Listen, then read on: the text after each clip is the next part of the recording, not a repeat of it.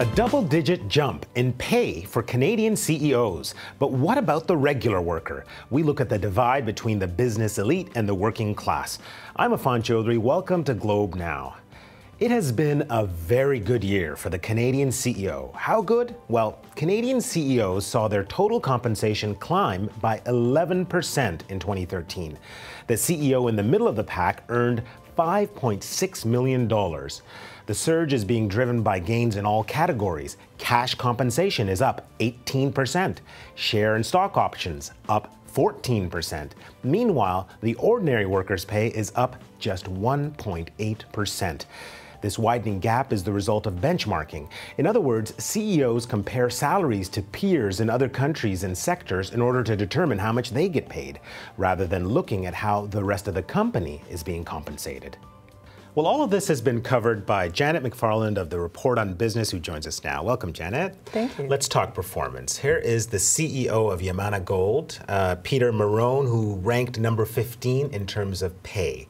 What is the connection between pay and performance? Because the company that he's CEO of isn't doing very well. That's right. And you know, Yamana's not the only mining company. When you look at the list, there are a lot of mining companies in the last 4 years, actually, not just last year, that have had very high pay, top pay for their CEOs, and absolutely bottom performance compared to the rest of the top CEOs in Canada. How do you explain that? You know, I suppose my thought would be that these companies are setting their performance barriers so low that these guys are getting big payouts despite not really performing. And it has to be that the performance metrics can't be that high. I suppose the companies might say that part of it is that a lot of the compensation hasn't paid out yet and may not pay out. Their stock options that have been granted may not ultimately be worth much. But you have to wonder why one industry sector is way over on the extreme end of the high pay, low performance. Okay, let's take a look at another example. This is Don Kane, the CEO of forestry company Canfor Corp. He's ranked 93 on the list in terms of pay,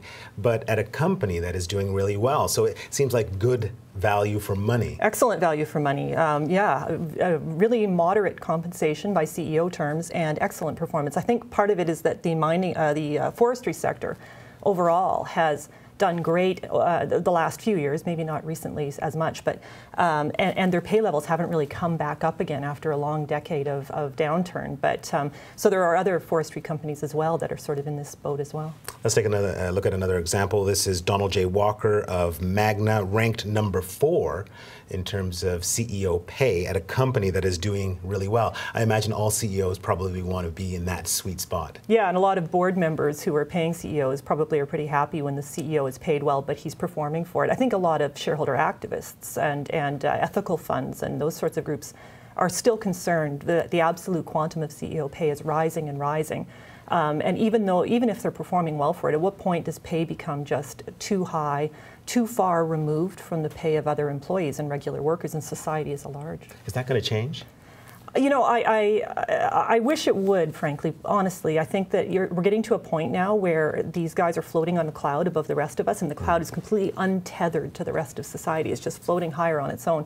But I actually am not very optimistic that it will change. There's such an ingrained series of practices in CEO pay that are all steered toward benchmarking against other CEOs and a constant increase in pay. Interesting. Thank you so much, Janet. My pleasure. Well, we want to hear from you. How much do you think CEO pay should be tied to performance? And if the CEO is delivering results, is rising compensation only fair? Tweet us at Globe Now. Stay with us. Up next, we take a look at the other side of Canada's workforce, the low-wage earners.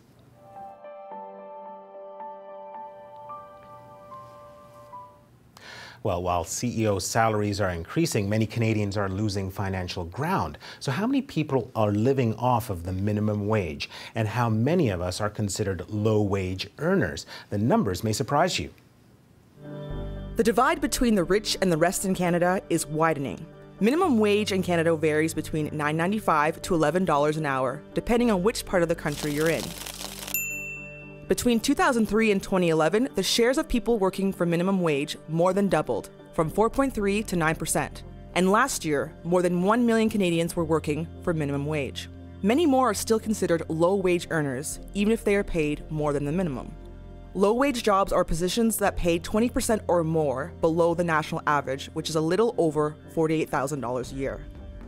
The number of those jobs has swelled since the 90s. Why? a drop in private sector unionization, free trade and globalization, and technology that eradicates low-end jobs. Another barometer for the wealth gap is a family's net worth. That's how much a family would get if they sold all their assets and paid off all their debt. While the median net worth of Canadians has nearly doubled in 7 years, the lowest earners are being left behind. Their median net worth actually decreased from $1,300 in 1999 to $1,100 in 2012.